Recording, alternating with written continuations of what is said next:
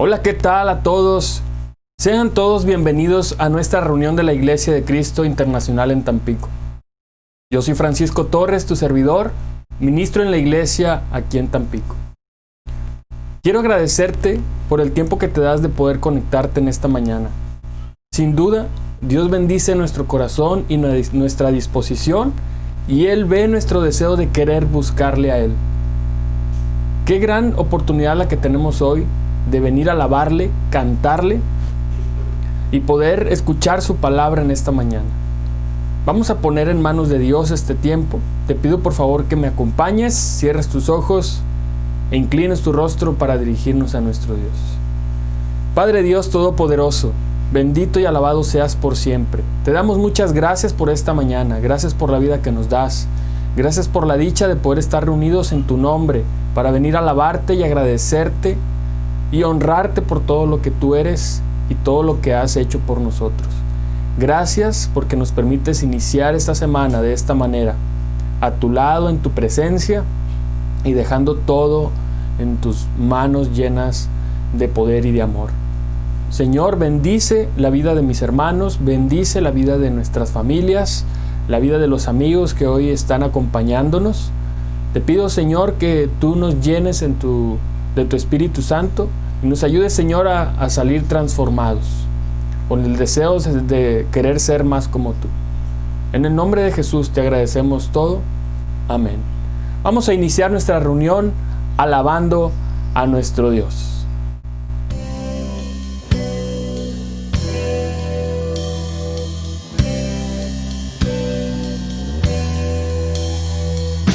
Canten alegres con toda gratitud, pues nuestro Dios merece el honor. Canten día y noche con todo corazón, pues Dios es nuestro protector. Canten alegres con toda gratitud, pues nuestro Dios merece el honor.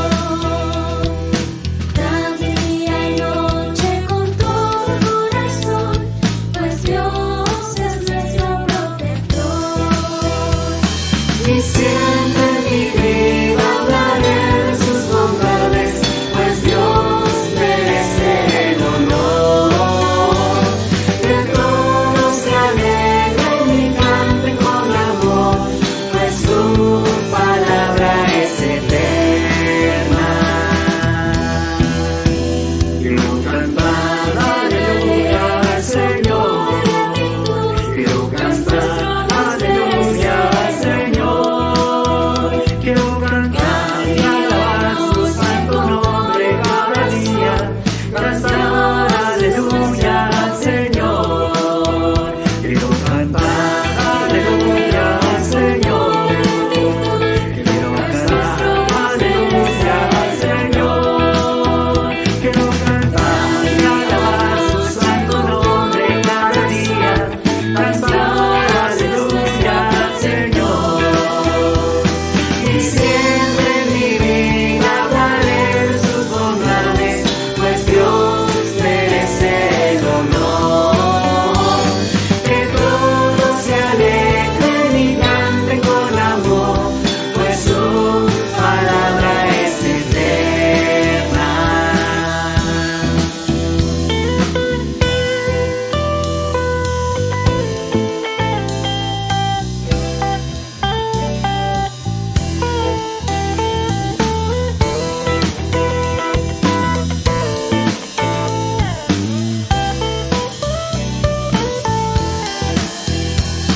Y siempre en mi vida hablaré de sus bondades, pues Dios merece el honor.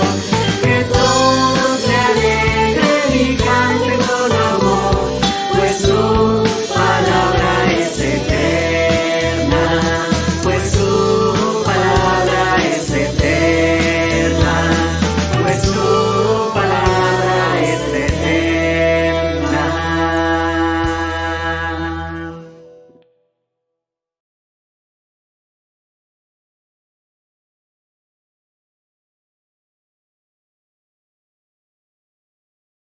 Sean todos bienvenidos nuevamente a nuestro servicio dominical de la Iglesia Internacional de Cristo en Tampico. El día de hoy estamos estudiando el capítulo 8 de esta serie magnífica de la cual hemos estudiado los milagros de Jesús en la vida de las personas. Jesús sana, restaura y resucita. Hoy veremos cómo Jesús, después de sanar a un hombre con una mano paralizada en la sinagoga, sale de ahí rumbo al mar de Galilea para sanar a toda una gran multitud. Vamos a ver este cortometraje.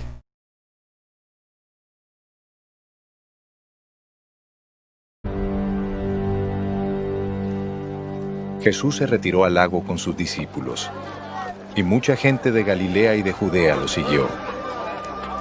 Al enterarse de todo lo que hacía, también acudieron a él muchos de Jerusalén, de Idumea y del otro lado del Jordán, así como de los alrededores de Tiro y de Sidón. Por causa del gentío y para evitar que lo apretujaran, Jesús pidió a sus discípulos tener siempre lista una barca. Y es que como había sanado a muchos, todos los que tenían plagas querían tocarlo y se lanzaban sobre él. Cuando los espíritus impuros lo veían, se arrodillaban delante de él y a gritos le decían: «Tú eres el Hijo de Dios». Pero él les exigía con toda firmeza que no revelaran quién era él.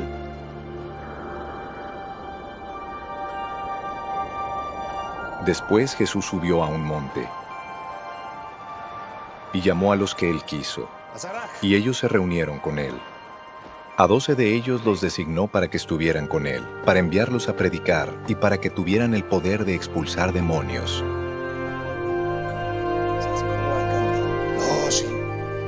Estos 12 eran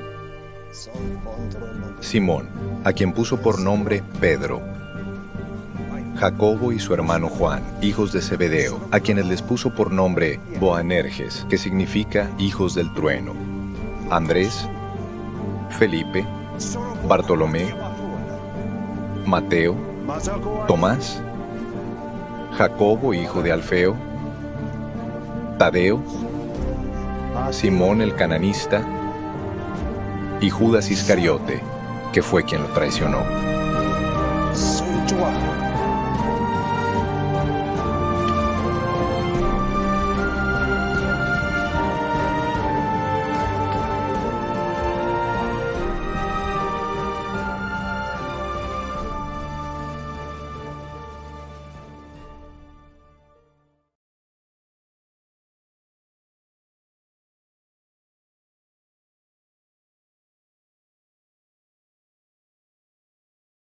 Muy bien, pues vamos a estudiar este pasaje maravilloso y sin duda Dios tiene una gran enseñanza para nosotros en esta mañana tan increíble. La semana pasada estudiamos prácticamente el inicio de Marcos 3 del 1 al 6, en donde Jesús sana a un hombre con una mano paralizada. Y a partir del versículo 7, que vamos a estudiar el día de hoy, el evangelista Marcos nos presenta una escena completamente distinta. Una escena que se contrasta con toda esa controversia que Jesús tuvo con los fariseos. Mientras ellos estaban conspirando junto con los herodianos para destruir a Jesús, la popularidad de Jesús parece estar creciendo de una manera impresionante. Miles y miles de personas comienzan a llegar desde muchas otras partes para ver a Jesús. Aunque hoy nos daremos cuenta que lamentablemente no todos tenían una buena motivación. Vamos a leer el versículo 7 nuevamente. Y dice: Jesús fue al lago con sus discípulos, y una gran multitud lo siguió. La gente llegaba de toda Galilea, Judea, Jerusalén, Idumea, del oriente del río Jordán, y de lugares tan al norte como Tiro y Sidón. Las noticias sobre sus milagros corrían por todas partes, y una enorme cantidad de personas llegó para verlo. Ante esa amenaza de los fariseos de querer destruir a Jesús, Jesús decide evitar una confrontación antes de tiempo y se retira al mar de Galilea, que era un lugar mucho más seguro para él, pero su fama se había extendido tanto que provoca literalmente una estampida de personas que vienen de todas partes para recibir de él algún tipo de beneficio. Marcos nos dice que muchos venían de Galilea, que era donde Jesús estaba. Era la región más al norte de Israel. Otros venían de Judea y de Jerusalén. Te puse un mapa para que más o menos te des una idea de los lugares o las regiones de donde venían todas estas personas. Judea era la región que estaba más al sur de donde Jesús se encontraba. Este era el centro religioso principal de toda la nación. Otros venían de Idumea, que se encuentra más hacia el sur de Jerusalén y se encontraba aproximadamente a unos 150 kilómetros de donde Jesús se encontraba, en el mar de Galilea.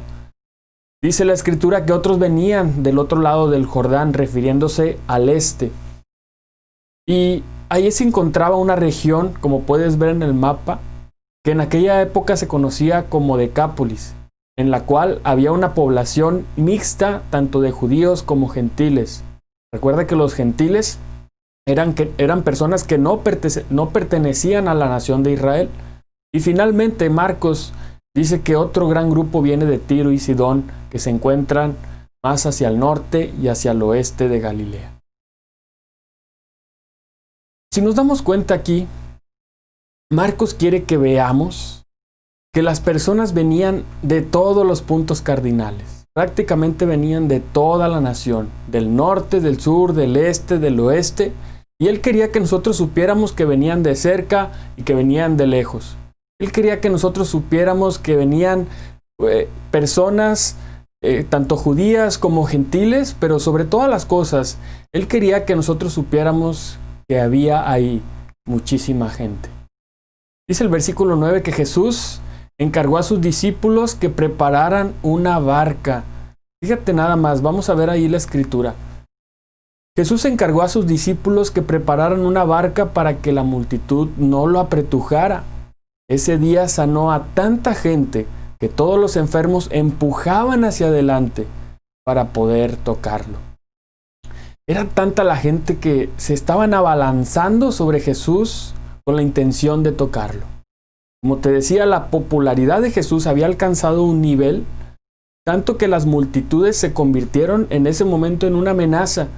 Por ese motivo Jesús le dijo a sus discípulos que le tuvieran siempre lista una barca a causa de todo ese gentío para que no lo apretujaran. El texto griego dice literalmente para que no lo aplastaran.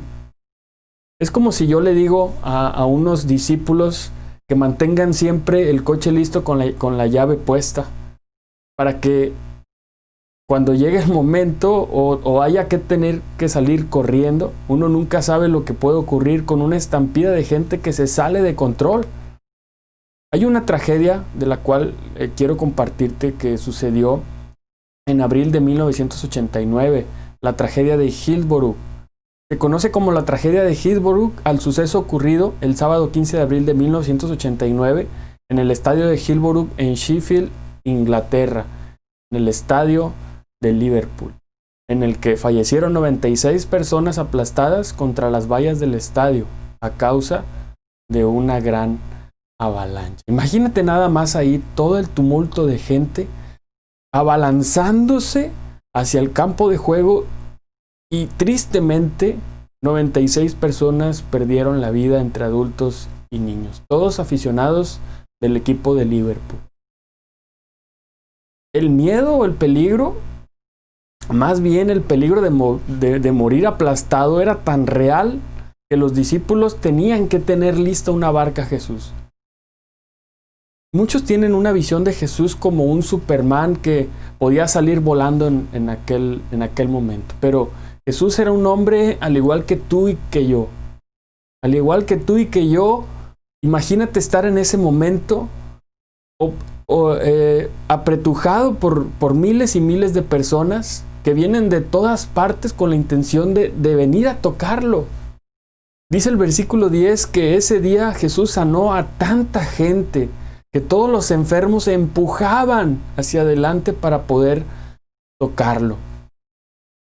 Lo que es lamentable aquí es que la mayoría de esas personas estaban detrás de Jesús para resolver un problema inmediato.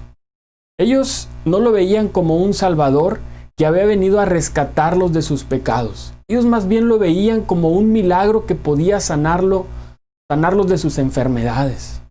Tristemente muchos de nosotros llegamos a ver a Jesús de esta manera, no como el Salvador que viene a reconciliarnos con nuestro Padre a causa de nuestros pecados, sino como alguien que puede sacarnos o librarnos de nuestros problemas del mundo. Dice el versículo 8 que las noticias sobre sus milagros corrían por todas partes y una cantidad enorme de personas llegó para verlo. Esa es la razón que Marcos nos da para explicar todo ese gentío que se había aglomerado alrededor de Jesús. Y es por esa razón, hermanos, que en muchas ocasiones Cristo decidió alejarse de la multitud. ¿Por qué? Porque Él no vino primariamente a sanar a las personas. Él vino primariamente a predicar el Evangelio y luego morir en una cruz para hacer efectivo ese Evangelio. No nos confundamos. Veamos la profundidad de la Escritura y démonos cuenta el propósito por el cual Jesús haya venido. Este taller se titula Jesús sana, restaura y resucita. Sí, en verdad. Pero estamos hablando de nuestra condición espiritual delante de Dios. Mira, dice Marcos capítulo 1. Dice que después de que Jesús había estado sanando enfermos durante toda la tarde, después de que venía de sanar a la suegra de Pedro, en el versículo 35 dice la Escritura: muy de madrugada, cuando todavía estaba oscuro, Jesús se levantó, salió de la casa y se fue a un lugar solitario donde se puso a orar. Simón y sus compañeros salieron a buscarlo.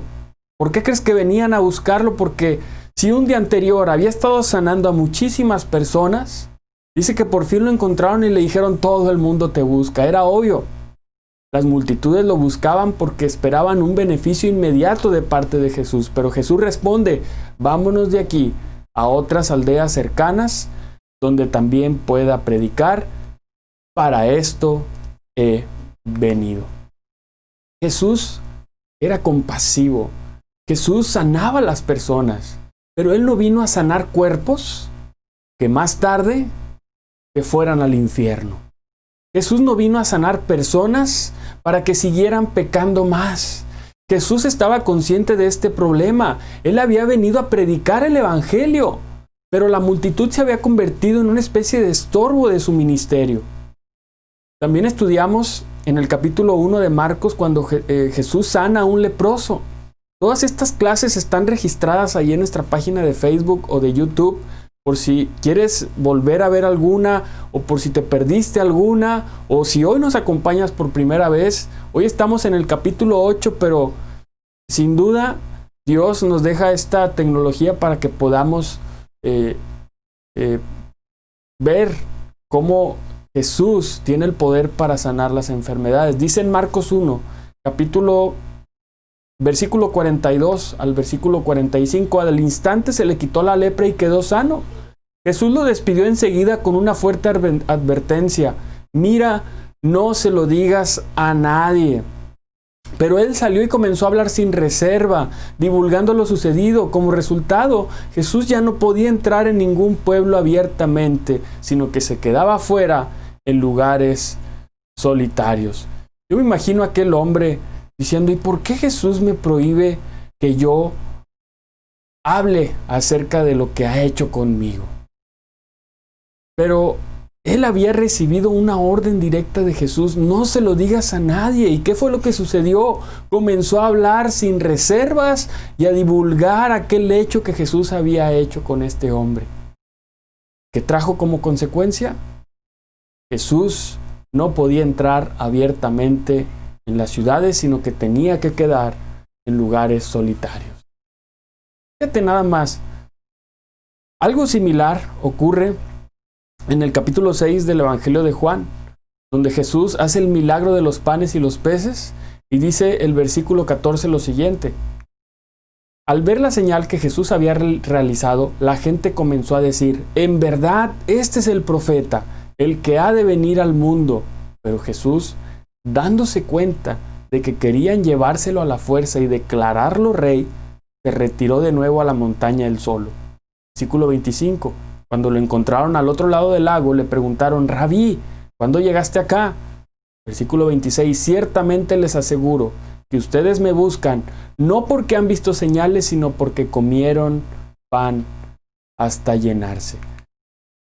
En otras palabras, Jesús les está diciendo: hey, ustedes no me están buscando porque están entendiendo la naturaleza de mi obra redentora. Ustedes no están entendiendo que yo soy el pan de vida, que ese milagro de alimentar a miles de personas con 5 panes y 2 peces no es más que una señal, es algo que simboliza algo más profundo, algo más grandioso. Yo soy el pan de vida, pero ustedes me buscan para hacerme rey, porque ¿tampoco no sería genial tener un rey o un presidente que tenga una vara mágica para resolver todos los problemas de la nación? Este era el Salvador que los judíos querían. En ese momento, recordemos en el contexto que el pueblo judío estaba bajo la opresión de los romanos. Y Jesús sabía que ellos esperaban ese líder que viniera y que los rescatara. Y al ver a Jesús hacer este gran milagro, Jesús les dice: hey, ustedes no están entendiendo a qué he venido yo. Lo que ellos querían no era un Salvador que los librara del pecado. Ellos querían una especie de genio de la lámpara que resolviera todos sus problemas de manera inmediata. Quiero hacer un llamado aquí a la iglesia. Las multitudes no son en sí una señal de la bendición de Dios sobre un ministerio. Las multitudes no son en sí una señal de la bendición de Dios de un ministerio. Tú y yo necesitamos tener mucho cuidado, porque podemos perder la perspectiva. Ahora, tampoco es una señal que Dios está bendiciendo un ministerio en el que sean pocos, porque hay quienes puedan decir: no, pues aquellos son muchos, porque están negociando el evangelio, lo están haciendo como más atractivo para la gente, por eso está lleno. Nosotros somos pocos porque somos fieles, pero no es el número lo que determina eso, sino lo que debe ser evaluado es la fidelidad del ministerio en predicar el evangelio de Cristo y el hecho de que haya personas abrazando ese evangelio de todo corazón, con todo lo que eso implica. ¿Sabes? Es muy probable que muchos dentro de esa multitud, al final de cuentas, se hayan cansado de Jesús, se hayan decepcionado de Jesús y hayan estado entre esa multitud de aquellos que le pedían a gritos a Poncio Pilato que lo crucificara. ¿Y cómo podemos saber esto? Porque cuando Jesús asciende al cielo en el monte alto, solamente había ¿cuántos discípulos? 120. Yo me pregunto, ¿en dónde estaba toda esa multitud? ¿Sabes? Eso es lo que suele ocurrir con aquellos que siguen a Jesús por las razones equivocadas. Terminan desilusionados de Jesús. Y ¿sabes? Eso puede ocurrirle también a los creyentes, porque perdemos nuestro propósito, nos olvidamos de qué se trata la vida cristiana, olvidamos de qué se trata el evangelio. El evangelio no se trata de tener una vida cómoda. El evangelio no se trata de tener una vida sin problemas. El evangelio no se trata de caminar a través de la vida por un camino de rosas. Jesús no nos llamó a eso. Jesús nos llamó y nos dijo: toma tu cruz y sígueme. Cristo nos llamó a morir al yo, a morir a los deleites de este mundo, a morir a la fama, a morir a la popularidad, a morir a una vida egocéntrica. Jesús nos llama a tomar una cruz. Amigo que hoy nos acompañas, lo que tú necesitas no es un terapeuta, lo que tú necesitas no es un sanador, lo que tú necesitas es a alguien que pueda resolver el problema que tú tienes con la justicia de Dios por causa de tus pecados. Hoy quisiera preguntarte, ¿qué es lo que te atrae de Jesús? Porque si no es el perdón de pecados, si no es la reconciliación con Dios, si no es la vida eterna, tú lo estás buscando por una razón equivocada. Quiero preguntarte, ¿qué es lo que te atrae de Jesús? Versículo 11, dice la Escritura: que Jesús, y cuando los que estaban poseídos por espíritus malignos lo veían, los espíritus lo arrojaban al suelo frente a él y gritaban: tú eres el Hijo de Dios. Pero Jesús ordenó severamente a los espíritus que no revelaran quién era él. Fíjate, dentro de todas esas personas endemoniadas, uno se pregunta, ¿qué hacían? Dentro de toda esa multitud, ¿qué hacían ahí esas personas poseídas por espíritus malignos? Estaban ahí y gritaban a Jesús. Y uno se pregunta, ¿para qué? Dice la Biblia que los espíritus los arrojaban al suelo frente a él y gritaban: tú eres el Hijo de Dios. Pero Jesús ordenó severamente a los espíritus que no revelaran quién era él. Ellos reconocían a Jesús. El texto original dice que se postraban delante de él porque ellos sabían quién era Jesús. Ellos sabían la autoridad que Jesús tenía sobre ellos. Dice Santiago, capítulo 2, 19. Tú crees que hay un solo Dios y en eso haces bien, pero los demonios también lo creen y tiemblan de miedo. ¿Tú crees en Dios? ¿Tú crees que Jesús es el Hijo de Dios? Bueno, pues los demonios también. Y si hasta ahí es tu fe es como la de aquellos demonios. Si tu fe es esta, tú también tienes la fe de los demonios. Los demonios saben esto. Pero ahora Jesús les dice: ustedes saben quién soy yo, ¿verdad? El Hijo de Dios. Ustedes saben que yo tengo autoridad sobre ustedes. Entonces mi orden para ustedes es que se callen. Esa es mi orden como el Hijo de Dios. Cállense. No sigan proclamando que yo soy el Hijo de Dios. Y uno pudiera preguntarse: ¿y por qué Jesús los manda a callar? ¿Sabes? Los demonios no tenían ningún interés en que las multitudes reconocieran a Cristo como el Hijo de Dios. Era todo lo contrario. Ellos querían que la gente creyera que había algún tipo de conexión entre ellos y Jesús para poder desacreditarlo. Si te fijas más adelante, ahí mismo en Marcos 3, en el versículo 22, dice la NBI: los maestros de la ley que habían llegado de Jerusalén decían: está poseído por Belcebú. Expulsa a los demonios por medio del príncipe de los demonios. Fíjate nada más. ¡Qué táctica tan más genial! Los demonios decían: tú eres el Hijo de Dios, como si hubiera algún tipo de relación entre ellos y Jesús. Y esto causó controversia con aquellos maestros de la ley. ¿Sabes? Esto nos enseña una gran lección a ti y a mí en esta mañana. Esto nos debe de enseñar que el carácter de los mensajeros debe ser coherente con el carácter del mensaje predicado. ¿Sabes? Uno de los más grandes tropiezos del evangelio en el mundo es que hay un montón de personas hablando de Jesús, viviendo vidas completamente incongruentes con el mensaje que están predicando. Eso es exactamente lo que los demonios querían hacer. Esta es la razón por la que yo creo que Jesús los mandó a callar. Y las personas comenzaban a pensar en Jesús como el Hijo de Dios, sin entender lo que Él iba a hacer en la cruz para salvar a los pecadores. Ese reconocimiento como el Hijo de Dios no le iba a servir para nada. En otras palabras, un Salvador sin cruz no puede salvar a nadie.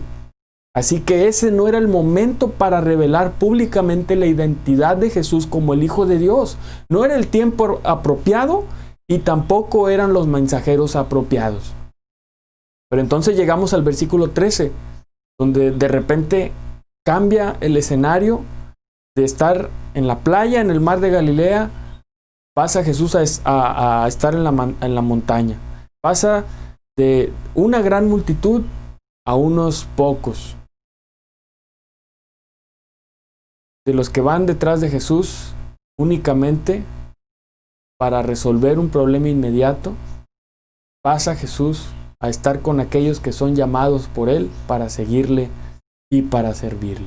Vamos a ver esta segunda parte en el versículo 13. Dice la Escritura: tiempo después, Jesús subió a un monte y llamó a los que quería que lo acompañaran. Todos ellos se acercaron a Él, Luego nombró a 12 de ellos y los llamó sus apóstoles. Ellos lo acompañarían y él los enviaría a predicar y les daría autoridad para expulsar demonios.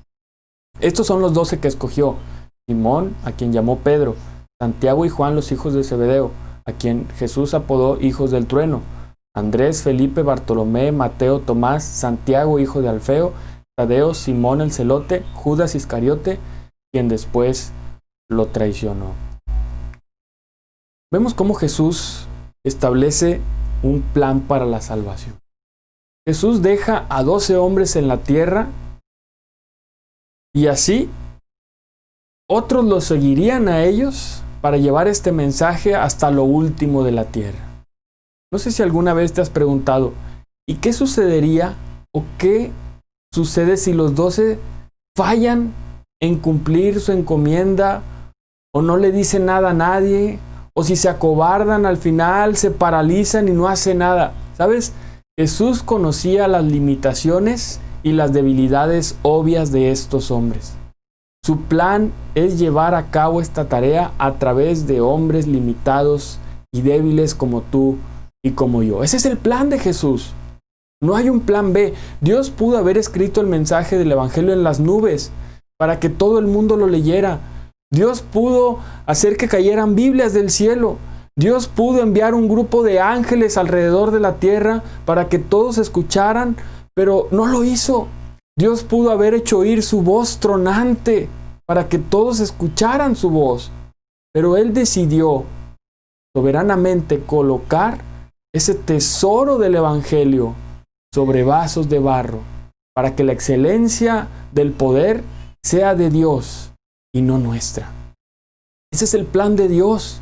Y eso es lo que estamos viendo aquí. Estos 12 hombres fueron llamados y ordenados por Cristo para una tarea muy particular: formar con ellos el núcleo, el corazón de lo que iba a ser el nuevo pueblo de Dios, el nuevo pueblo del pacto.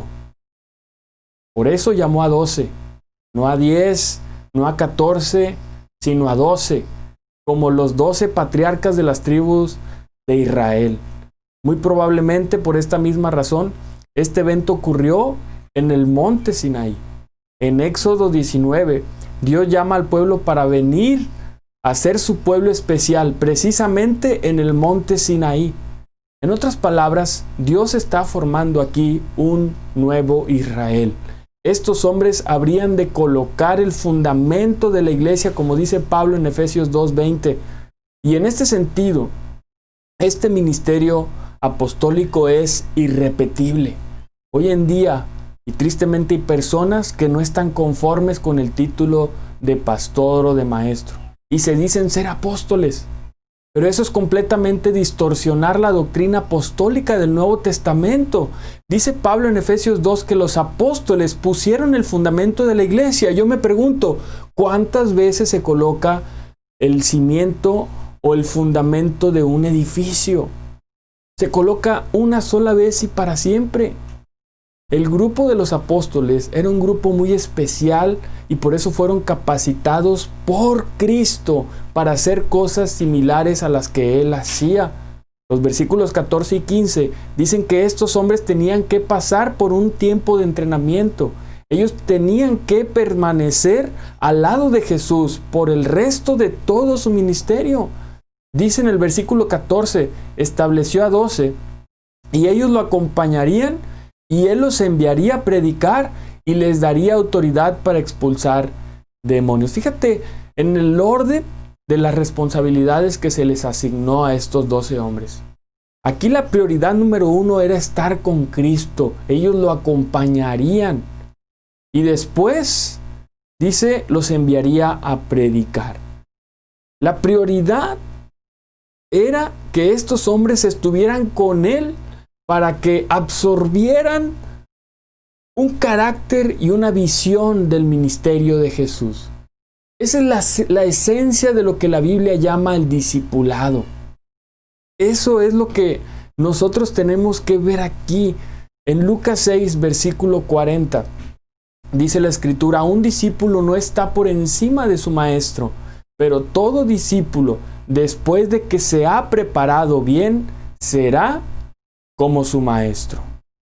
Fíjate, la meta de Jesús con estos hombres no era simplemente impartirles información, sino producir un cambio y una transformación en sus corazones.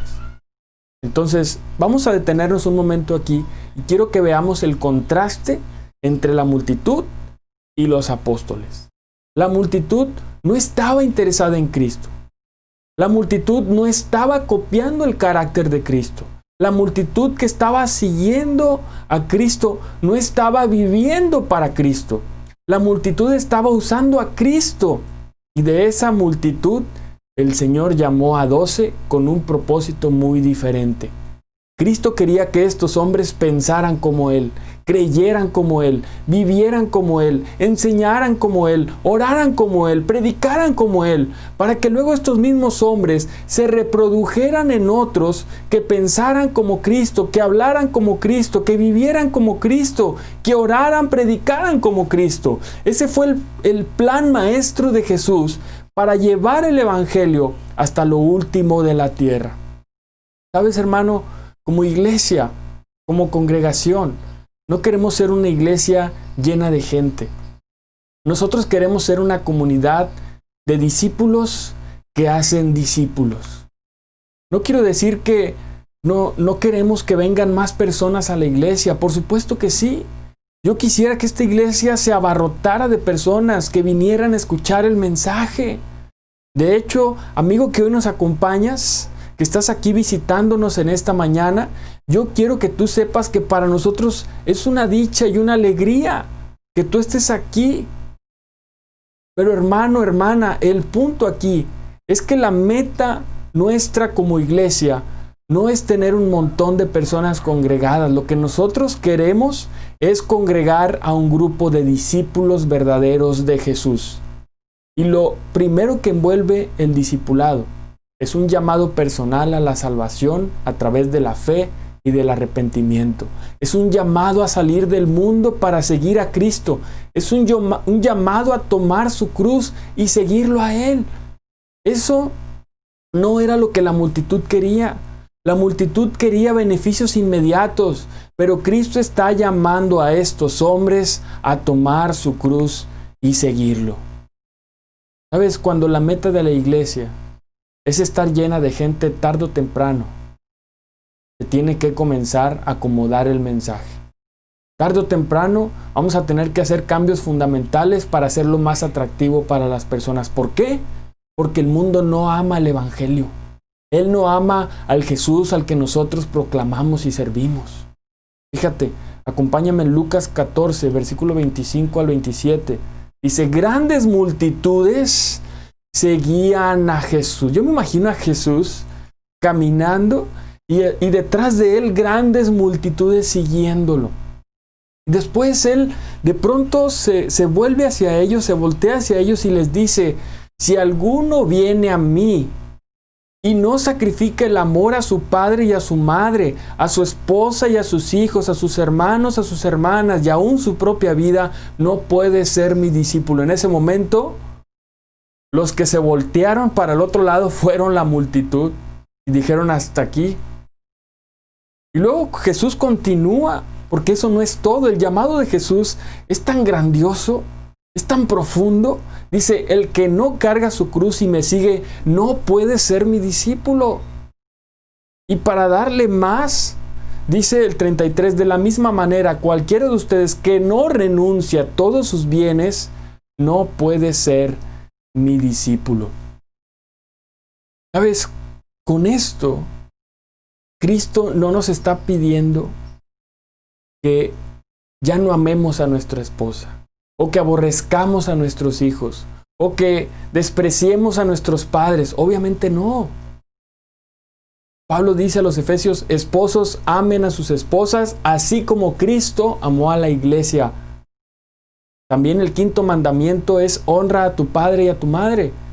El punto aquí es que en lo que respecta a nuestra relación con Cristo, nuestro amor por Él debe estar en un nivel más alto, tal que todas nuestras relaciones humanas deben estar por debajo de Él. Si bien es cierto que nuestras prioridades muchas veces son nuestras relaciones humanas y los bienes materiales. El versículo 33 dice que cualquiera de nosotros que no renuncia a todo lo que posee no puede ser su discípulo. Yo me pregunto si en verdad en esas iglesias que están tan llenas de personas como le están siempre, me pregunto si en verdad se predica la palabra de Dios con fidelidad. Muy probablemente la gente no estaría allí, porque no quieren ese tipo de Jesús, no quieren a este Jesús, no quieren esas demandas de Jesús. Hermanos, no olvidemos que Judas era parte de los 12 y no era creyente. Podemos estar completamente seguros de que Judas hizo muchas de las cosas que los demás apóstoles hicieron junto a Jesús, pero al final de la historia se reveló su verdadera condición. Y lo triste es que su historia queda registrada en la Biblia como una advertencia permanente para todos nosotros. En las 4 listas donde aparecen los nombres de los apóstoles, siempre termina diciendo, y Judas, el que lo traicionó. Y aparece entre paréntesis. Así que el discipulado comienza, hermanos, amigos, con la conversión. No se trata de ser miembros simplemente de una iglesia. No se trata de estar escritos en un papel. No es de asistir todos los domingos a la iglesia. El discipulado comienza con una transformación en nuestro corazón, con una conversión. Pero ese apenas es el comienzo. El discipulado envuelve un proceso de madurez, un proceso de santificación progresivo, por el cual cada vez más somos conformados a la imagen de nuestro Señor y Salvador Jesucristo. A esto Jesús nos ha llamado. ¿Sabes, hermano? En estos tiempos de encierro, en estos tiempos de pandemia, todo esto, toda esta conversión, toda esa transformación, todo ese crecimiento, toda esa madurez, todo ese proceso para llegar a la estatura de Cristo no sucede en aislamiento. Con eso no quiero decirte que tienes que salir de tu casa y que tienes que... No. Todo ese proceso, toda esa transformación sucede en el contexto de un contacto vital y significativo con la iglesia de Cristo, con otros creyentes. Aislados, no podemos crecer. No hay un cristiano solitario. No existe. La multitud no formaban parte de un cuerpo. La multitud no tenían un contacto significativo el uno con el otro. La única preocupación de esta gente era tocar a Cristo para ser sanados. La preocupación de Cristo con los 12 apóstoles era muy diferente. Jesús quería que ellos lo imitaran. Quería que ellos estuvieran con Él. Jesús quería que ellos absorbieran su carácter. Lo que estos hombres aprendieron de Jesús, no lo aprendieron a través de un curso. Ellos lo aprendieron estando en contacto directo con Jesús. Así que, hermanos, una comunidad de discípulos que hace discípulos es una iglesia en la que todos sus miembros están envueltos en ese proceso de modo u otro, donde todos se ayudan mutuamente para alcanzar la madurez, cada uno según el don que tiene. Esto es lo que Jesús espera de su iglesia. Que nosotros podamos estar involucrados, que podamos ayudarnos unos a otros, que podamos servir según los dones que Dios nos ha dotado. Hay quienes piensan, es que yo no me siento tan capaz, es que yo no estoy tan preparado para servir a la iglesia, es que yo no puedo servir a los perdidos, es que yo no me siento capaz. Pero más bien, si vemos en el fondo de nuestro corazón, una excusa. ¿Sabes, hermano? Cuando volteamos a ver esta lista de los 12 apóstoles, me doy cuenta de que no hay nada que llame la atención ahí.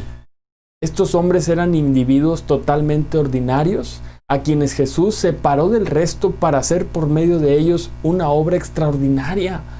En otras palabras, fue el llamado de Cristo lo que hizo la diferencia. No fueron sus capacidades, fue el llamado de Cristo. Si pones atención, en los discípulos había grandes diferencias de personalidad. entre unos y otros. Cada uno de ellos venían de trasfondos distintos. Pedro, por ejemplo, con un carácter impetuoso.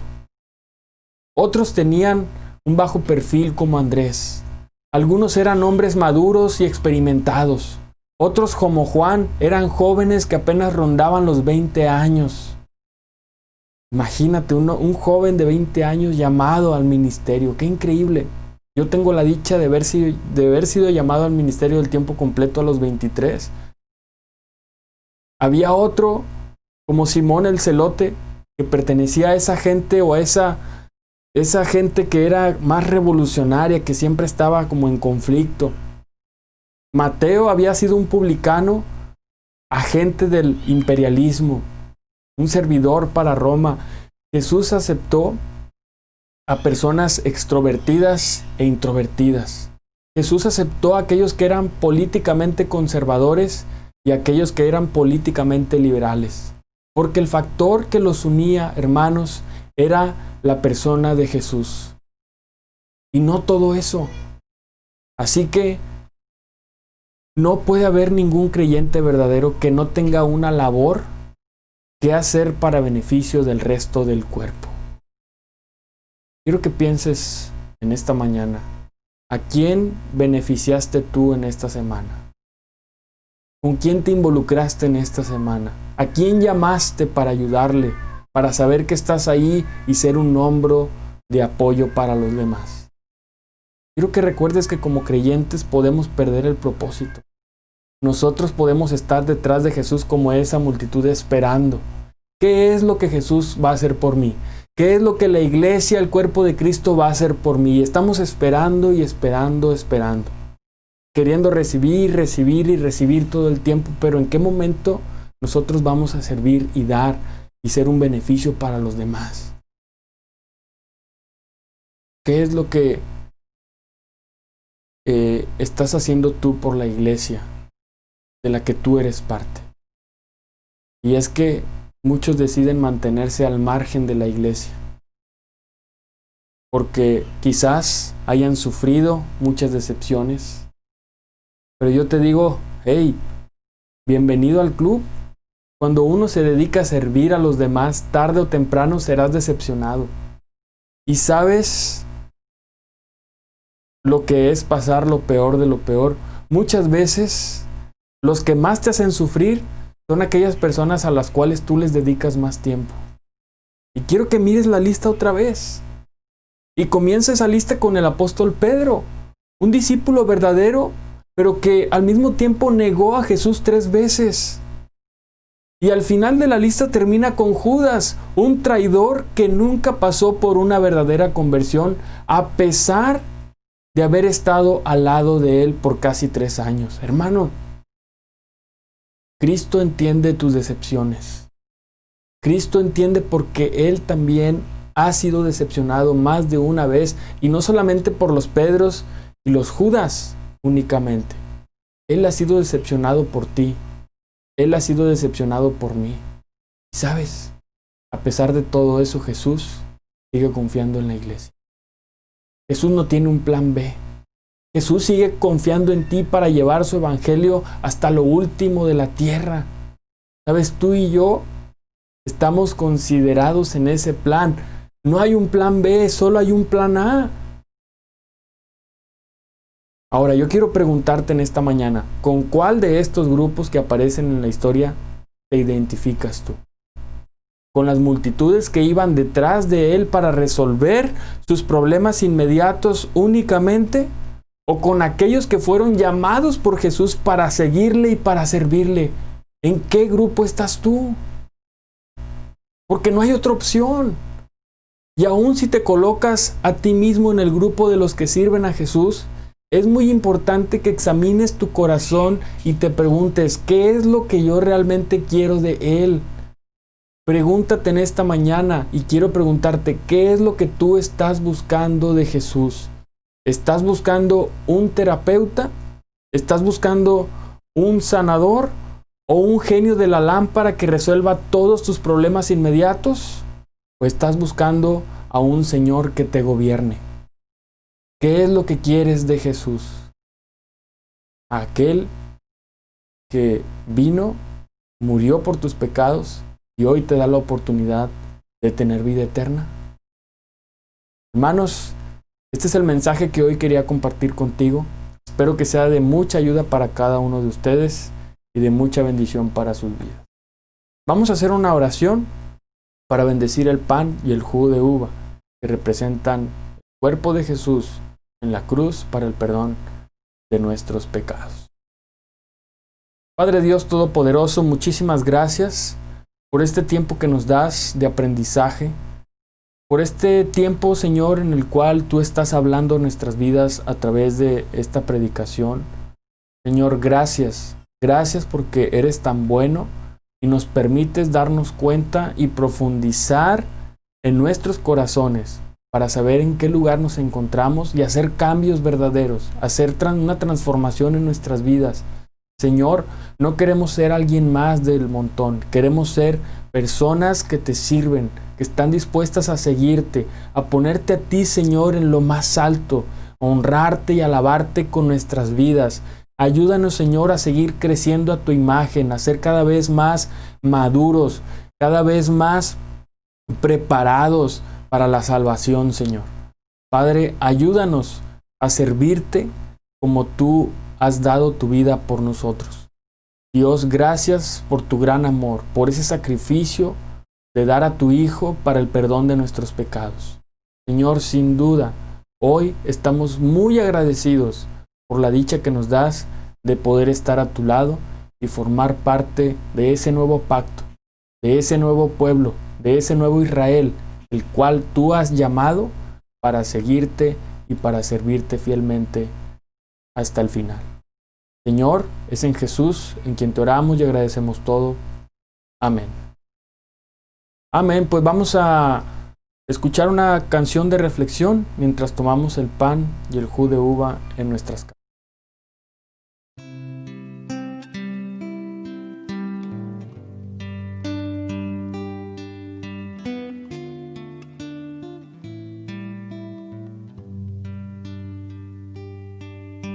De tal manera Él me amó, que su vida no escatimó. Hasta el final Él se entregó,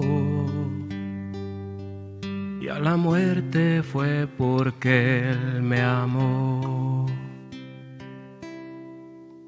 De tal manera Él me amó, y no hay forma en que podré pagar el precio de su grande amor.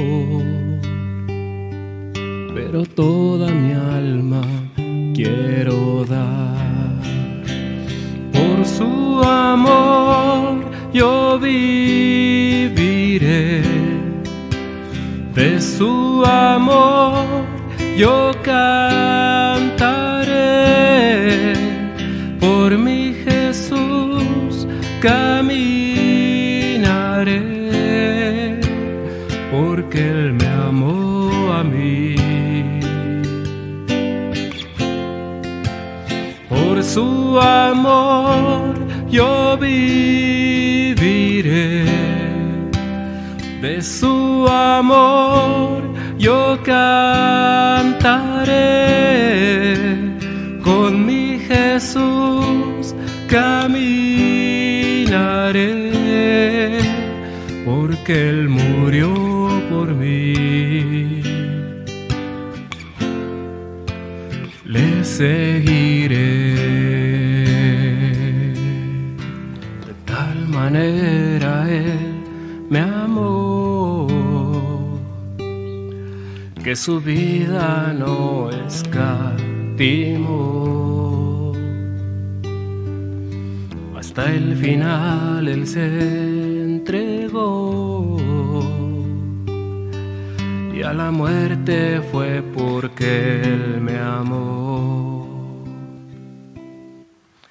De tal manera me amó, y no hay forma en que podré pagar el precio de su grande amor.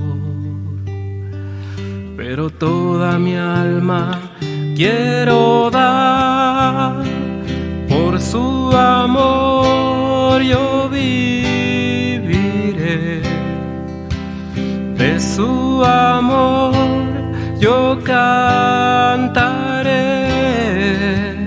con mi Jesús, caminaré porque Él me amó a mí. Por su amor yo viviré, de su amor yo cantaré, con mi Jesús caminaré,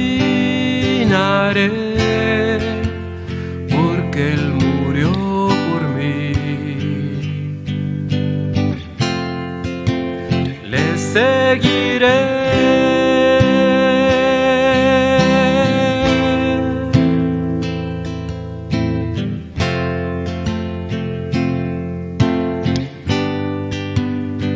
Seguiré.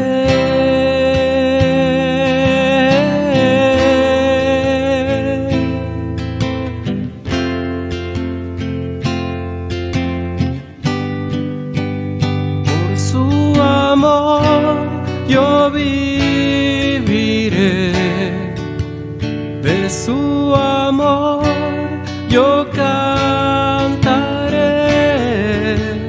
con mi Jesús caminaré, porque Él me amó a mí.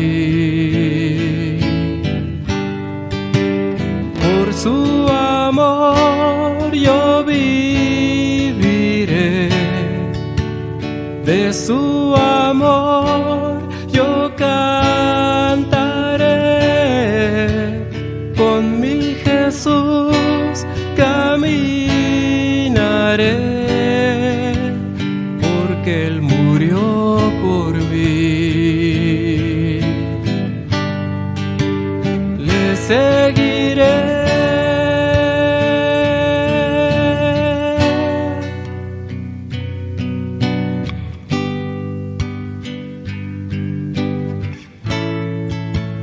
Le seguiré.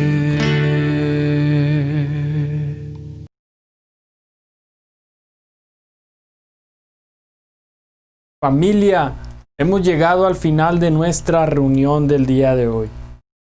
Quiero darte los anuncios de las próximas reuniones de la iglesia. Recuerda, amigo, que nos acompañas todos los domingos a las 11 de la mañana. Estamos por nuestra página oficial de Facebook y por nuestro canal de YouTube de manera simultánea. Recuerda que puedes consultar todas nuestras redes sociales. Déjanos un mensaje, comunícate con nosotros. Si te interesa estudiar la Biblia, estamos con la mejor disposición de poder estudiarla contigo y conocer más del propósito y del plan de Dios para nuestras vidas. El próximo domingo quiero anunciarte que solamente estaremos por Facebook Live debido a que tendremos nuestra reunión de manera presencial. El martes a las 9 de la noche, reunión de mujeres por Zoom. El miércoles a las 7:30, reunión de familias, y en esta ocasión estaremos con nuestros hermanos de la Iglesia de Cristo Internacional en Morelia. Miércoles 7:30 por medio de Zoom, y el viernes a las 10 de la noche la reunión de hombres, en conjunto con nuestros hermanos de la iglesia en Culiacán y la iglesia en Monterrey. Hermanos, nuevamente muchísimas gracias por acompañarnos el día de hoy. Te mando un fuerte con mucho cariño hasta donde quiera que te encuentres. Recibe un abrazo muy caluroso de parte mía y de mi familia. Espero que haya sido de mucha bendición este tiempo para tu vida y que Dios sea la gloria por siempre. Nos vemos hasta la próxima.